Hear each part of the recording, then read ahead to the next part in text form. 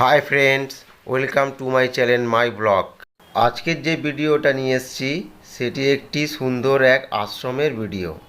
পুরো পার্কটি আপনার সবুজে ঘেরা। দেখুন কি সুন্দর মনোরম এক পরিবেশ। ছোট্ট একটি পার্কের মধ্যে বাচ্চাদের খেলার জায়গা ও আনন্দ করার জায়গা। এখানে আসতে গেলে আপনাকে ব্যান্ডেলে আসতে হবে।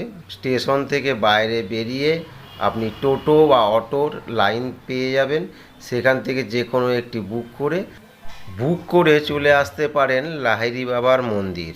এই লাহিড়ী বাবার মন্দির ব্যান্ডেলে খুবই বিখ্যাত। যে কোনো টোটো অটোওয়ালাকে বললে এক কথায় ওনারা নিয়ে চলে আসবেন। ভিতরটি খুবই এক মনোরম পরিবেশ, সবুজ গাছে ঘেরা। আপনি এখানে ছোটোখাটো অনেক মন্দির দেখতে পাবেন, যেগুলো আপনার মেন মন্দিরের বাইরে।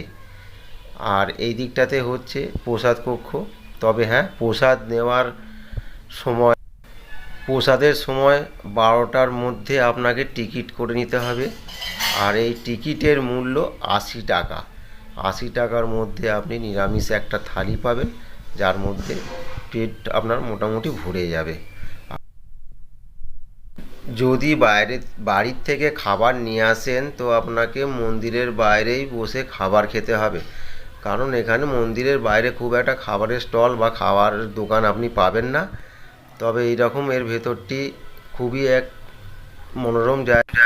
এই মন্দিরটি আপনার দুটো মেন গেট পড়ে। একটা মেন গেট পার হওয়ার পরে আপনি পেয়ে যাবেন যেখানে পার্ক, বাচ্চাদের খেলার জায়গা ও যেখানে যে কোনো তিথি নক্ষত্রে আসবেন তার জন্য যে অনুষ্ঠানগুলো হয় তার জন্য মঞ্চ বাঁধাই করা জায়গা, এগুলো আপনি পেয়ে যাবেন। আর মন্দিরের দ্বিতীয় গেট দিয়ে ঢোকার পরে আপনি মেন মন্দিরের গেটটি পাবেন, যেটি দেখুন এই জলাশয়ের মধ্যে অবস্থিত। ঠিক যেন মনে হচ্ছে জলের উপর দিয়ে ওই যে রাস্তাটা গিয়েছে ওইখান দিয়েই মন্দিরে এন্ট্রি করতে হয়।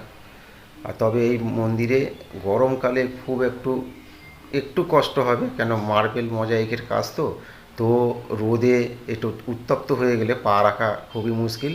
তবে মেন মন্দিরে ঢোকার সময় এমনই একটা সিস্টেম করা আছে, ওখানে অটোমেটিক আপনার পাটা ধুয়ে যাবে, কেন ওখানে জলের মধ্যে দিয়ে রাস্তাটা বানানো। এই মেন মন্দিরের ডান দিক ও বাঁ দিকে রয়েছে ছোট ছোট দুটো মন্দির, যেখানে মা লোক কালী ও মা দুর্গার মন্দির, ও অন্যদিকে রয়েছে রাম লক্ষ্মণ সীতার মন্দির। পাশে ধূপ ও মোমবাতি দিয়ে আপনারা পুজো দিতে পারেন।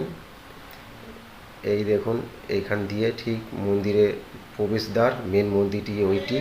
কিন্তু দুর্ভাগ্যবশত এখানে মোবাইল বা ক্যামেরার পারমিশন নেই ফটো তোলার, তাই দেখাতে পারলাম না ভেতরটা। দূর থেকে যতটা পারলাম দেখিয়ে দিলাম। এই রাস্তাটা দিয়ে আপনি প্রসাদের টিকিটের জন্য এগিয়ে যাবেন। এদিকে হচ্ছে রুম ভাড়া নিয়ে আপনিও থাকতে পারেন। আর এই দিকটা হচ্ছে আপনার প্রসাদ কক্ষ, যেটি আপনাকে টিকিট করে 12টার মধ্যে নিতে হবে। তো বন্ধুরা, এই দেখছো সেই অফিস কক্ষ, যেখানে ভোগের জন্য আপনাকে টিকিট করতে হয়। প্রথমে ঢুকেছিলাম তো এখানে কাঁচের লেখা আছে দরজায় যে মোবাইল অ্যালাও না, ফটো তোলা নিষেধ। তো এই ভেতরটা দেখার পরে আমি আর ঠিক থাকতে পারলাম না, এই ভিডিওটা আপনাদের দেখাতে হবে।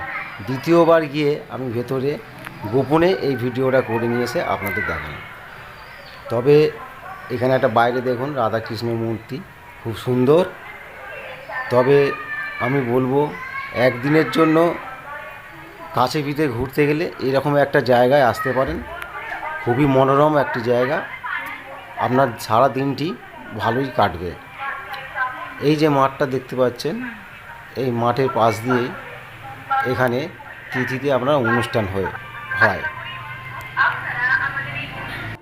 ভিতরে শুধুমাত্র একটি আইসক্রিমের স্টল পাবেন, আর কিছুই এখানে খাবার মতো নেই গেটের ভিতরে। আর বাইরের মন্দিরে তো কিছুই নেই, মন্দির বাইরে খাবার কিছু জিনিস। এইখানে দেখুন একটি রথের মধ্যে ভগবান শ্রীকৃষ্ণ সারথি অর্জুন তার মধ্যে চড়ে আছেন, বসে আছেন। তো এখানে আপনারা চলে আসতে পারেন একদিনের জন্য, ভালোই সময়টা কাটবে। এই হচ্ছে রথের মধ্যে ভগবান শ্রীকৃষ্ণ সারথি রথ চালিয়ে নিয়ে যাচ্ছেন। এটা পুরো মার্বেলের ওপর তৈরি। আর ওই যে মেন মন্দিরের লুক, ভিউটা খুব সুন্দর লাগছে। আমি যেহেতু সকালে গিয়েছিলাম তাই রাতের দৃশ্যটা দেখাতে পারলাম না। তো আজকের ভিডিও এই পর্যন্তই, আবার দেখা হবে পরের ভিডিওয়ে। ভালো থাকবেন, সুস্থ থাকবেন। জয় হিন্দ।